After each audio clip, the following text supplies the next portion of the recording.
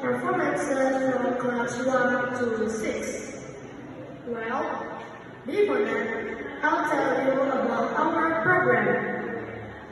We have English camp for class 3 and 4, where we spend the night in a villa and do activities to practice our speaking skills.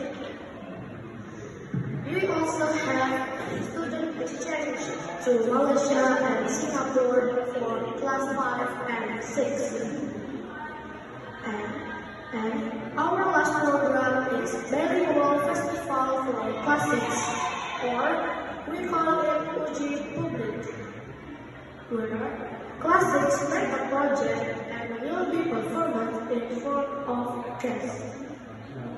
Lastly, we use Cambridge curriculum for bilingual class. That's all from me. Thank you. Wassalamualaikum warahmatullahi wabarakatuh.